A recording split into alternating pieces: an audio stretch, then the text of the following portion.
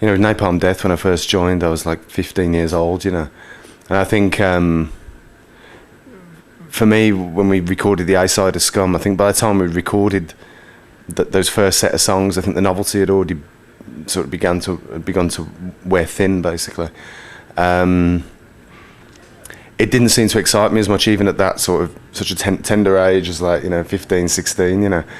I mean, the band I went from directly after Napalm Death was Head of David, you know, which is Dave Cochran, who's playing with Jesu at the moment, was from that band, you know, from 22 years ago, you know. That was more, for me, Head of David was a local band at first that were playing around the same time as Napalm Death, and it was far more exciting to me because it encapsulated more about what was going on in New York at the time and stuff. It was as influenced by, like, Sonic Youth and Swans as it was very primitive sort of metal stuff as well. And this hybrid was some sort of grey area that I'd always been fascinated with since the inception of Napalm Death. The speed factor, I always wanted to play extremely slow music as much as I did want to play extremely fast music, you know. I think it was like a sort of self-discovery thing, really. I think through being in Napalm Death and everybody being so young and everybody having quite sort of quite a fiery nature to them because they were so young, it was hard to deal with personally as well, you know, at that age as well. It was like you're in such a confused teen sort of state that it was like trying to focus on I mean, it's for me, it's so indicative of my age, if you know what I mean. And I think naturally, Head of David I found something there that was, for me, it had more longevity, you know. It seemed like it was something that I would want to pursue. I had a more long-term vision with music that was cut the tempo, you know, basically. Just couldn't go on for me with Napalm Death at all. There's nothing, you know, would have kept me in that band, to be really honest. And you're a disease when I'm on my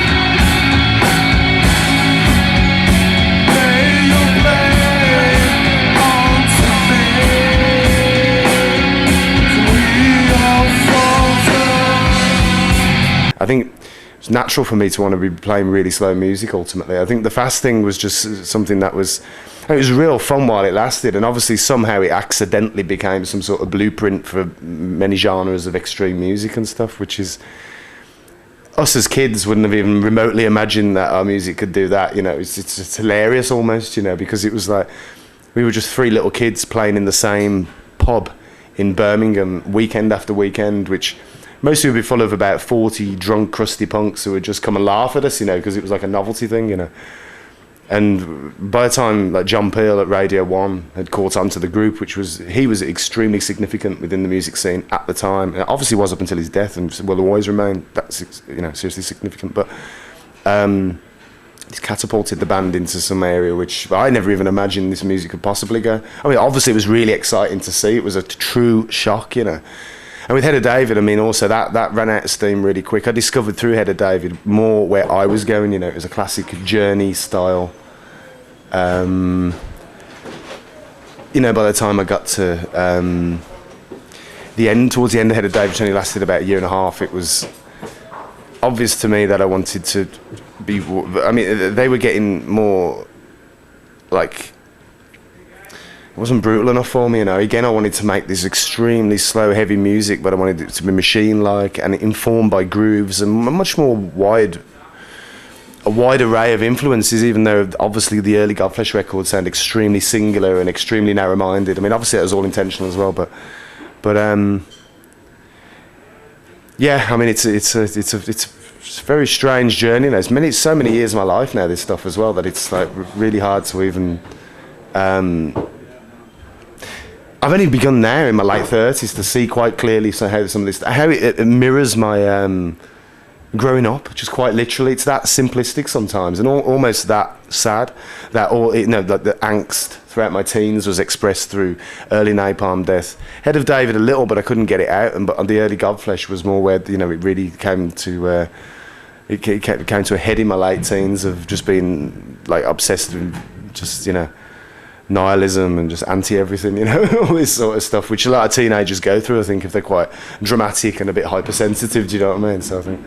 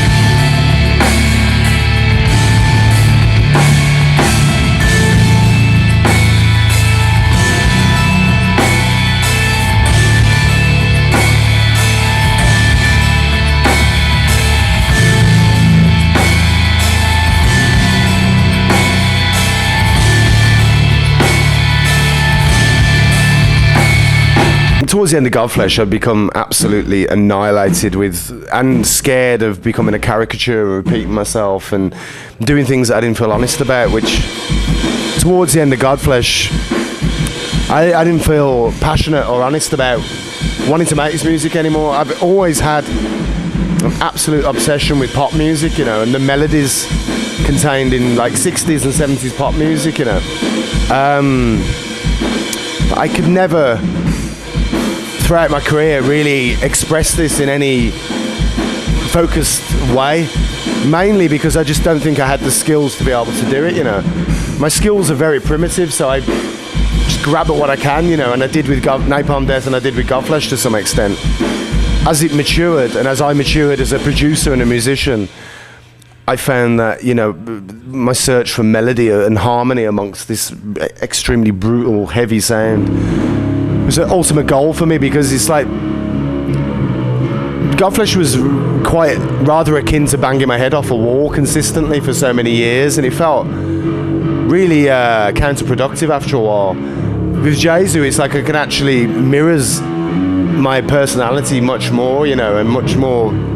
It's way more sensitive sounding music, which is the person I always was, always have been. But Godflesh for me, I say repeatedly, was a complete defense mechanism, you know, for basically a person who's extremely frail and hypersensitive and like scared of the world around me. You know, I don't feel comfortable in virtually any environments apart from ones where I know I can feel peaceful, or just, you know, and why I choose to make music and go in front of people, I'll never know, because it's half of, I mean, that I find such a problem as well, you know. It's all like huge contradictions for me, all this stuff, and I still actively get off on it. I mean, it's all still so confusing in my brain why I choose it. Sometimes I just think I'd rather just be in my studio 24/7 and never come out, you know.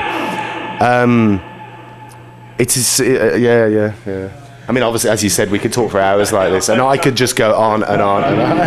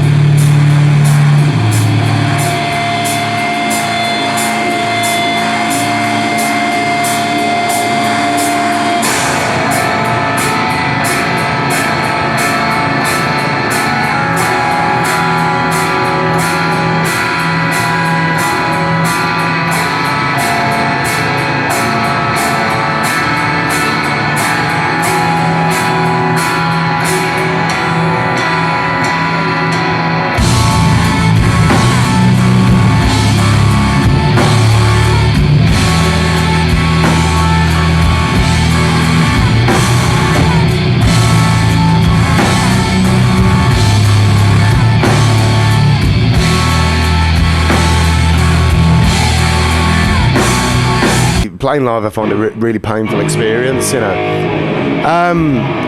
For me, it's like this great big glorious celebration of self. It's not really like that. And I think many musicians will say that they just feel like a vessel, so it's almost unimportant that they're the person, because it comes from something else anyway, quite surely. So I can't see. The whole ego thing is very, very strange, you know, and even performing, I mean, obviously there is an exhibitionistic side to my personality, or else I'd never do this, you know. Simultaneously, I find it one of the hardest things to do, you know. Performing is just utterly bizarre. Again, I think I get off on that, you know. It's like, but I just can't do it repeatedly. I could not perform like bands like they should do, like the industry tells them to do, you know, is to make an album and tour for the next year and a half. I mean, I just couldn't do this. It'd annihilate me, you know. And I so have to play from my heart. For me, the repetition of playing the same song every night surely loses its emotional impact for yourself, you know. And I never want to be dishonest about my performance. It feels cheap and nasty to play something for the sake of. I mean, yeah. I mean, that could sound like I disregard the fans of my music, you know, but it's like, surely the people who enjoy my music would rather have it played as sincerely and as honestly as it can possibly be, which is what I'm attempting to do, is something extremely honest and pure, you know. Which for me is, it doesn't run in tandem with the way the industry thinks, you know. I'm not comfortable with the way the industry works. I just have to play the game to exist, you know, and it's like, but I'm not fond of the game, you know. I quite hate it, really.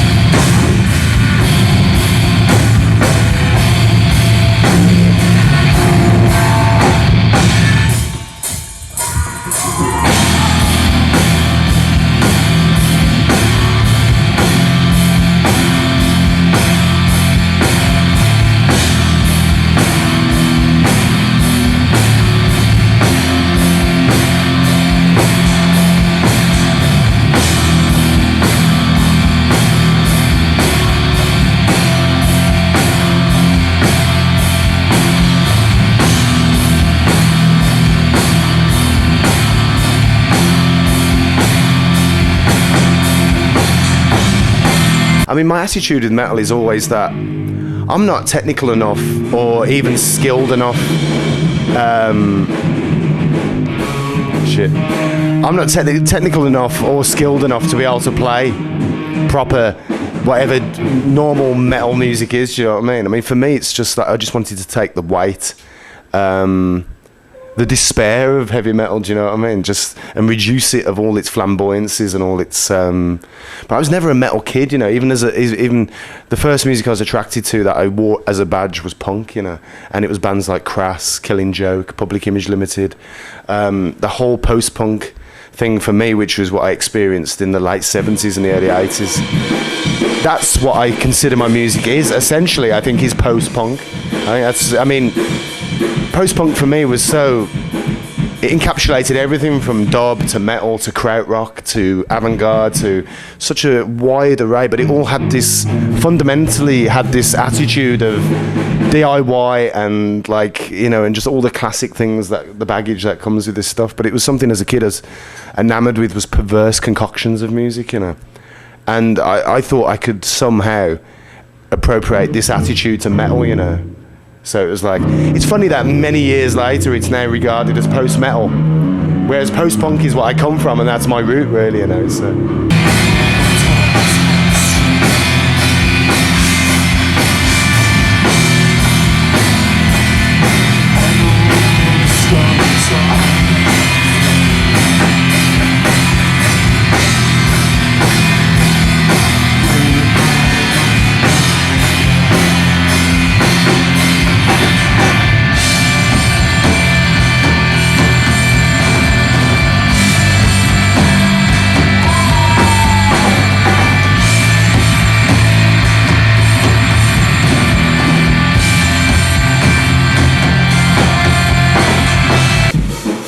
Funny, I mean, the way I like to create is things suit my moods, my own personal moods. The music for me is so functional that it's like all the music I make is really selfishly made for me to appropriate to my listening tastes to some extent. whether it be on a multitude of emotional levels, you know. Like Final was made so I could fill a gap of my listening at late night, you know. It's really everything I create is just has a very simple function to some extent of mirroring my tastes, I think, you know. And it's like my tastes are clearly very wide, you know. So it's I just despise narrow-mindedness, you know. And it's like, but then again, I enjoy music that's really ultra narrow because there's such a sense of purity involved to it. So it's, for me, everything I do is such a massive hypocrisy as well. And I get off on this hypocrisy, this confusion, the chaos of. I don't even consider myself a proficient musician in any capacity whatsoever. I'm just someone who sometimes can push away at other things that other people need a rule book to be able to approach, you know. I'm virtually completely self-taught. I can't read music. I don't even know half the chords that I play. It's so unimportant to me, you know what I mean? It's just like, if I knew, I'd probably make extremely contrived music, you know. And maybe some people do consider I make contrived music, but it's like, it's for the attempt of just pushing away what other people would be scared of sometimes. Just you know what I mean? It's like trying to think of things as boundaryless, you know. But so on.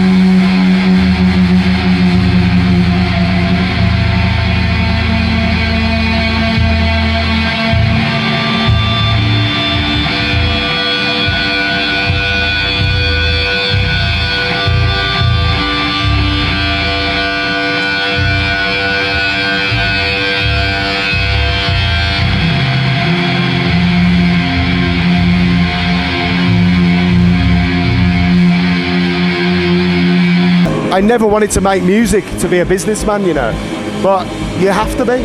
Suddenly you find yourself as a businessman, and it's like, it's the absolute opposite of what I got into this for. But I do live from the music, but without any compromise. I'm just lucky I survive, you know, really, to be honest. Nearly everything I do, when I create it, I have so much self-doubt that I find half of me loves it and half of me hates it, and half of me thinks surely people will love this will touch some people, and half of me thinks no one's gonna like this, why am I bothering? And it's just a constant battle all the time between, is it good, is it bad? I just don't know, you know. I give up on these things, you know, and take the chance, see what happens. I've got lucky many times, you know, somehow. It's like,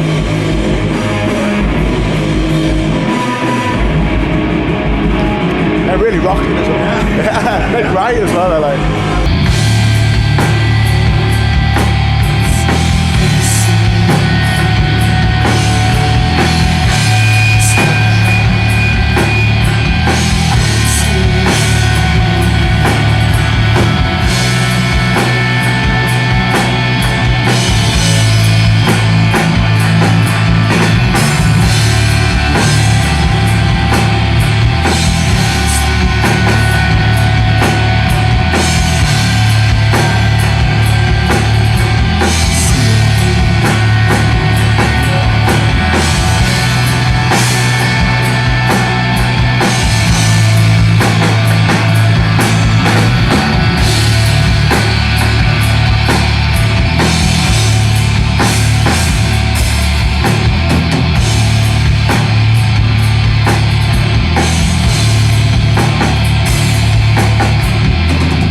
Melodies I'm really inspired by, obviously were used by people like My Bloody Valentine, Rush.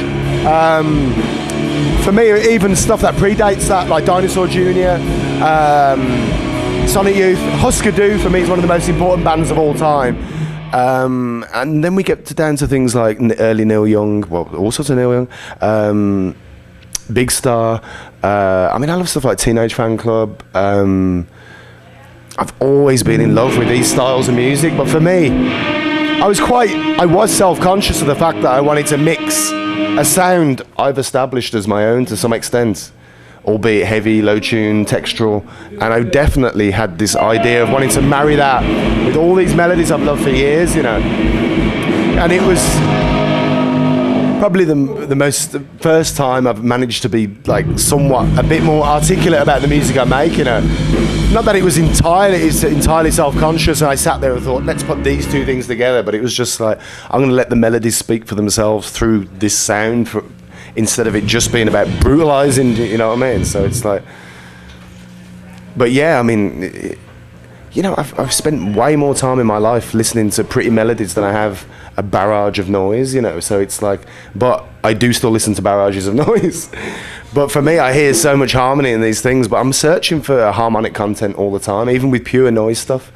There's something that can be extremely powerful, but it still has somehow some sort of powerful harmonic content that like just rips the heartstrings to pieces, you know. But that's what I find was taking the weirdest, like taking a melody from Teenage Fan Club and mixing it with the most excruciatingly low-tuned, heavy, like that's always generally associated with being bad or evil and all these cliches, you know. So I'm not interested in any of that, you know. I never was, even with Godflesh, you know. It was misinterpreted as me wanting to, like, I don't know, you know. Yeah, I've always been a misanthropist, and I've always, you know what I mean, and like, but not to the extent of, I don't know. Yeah.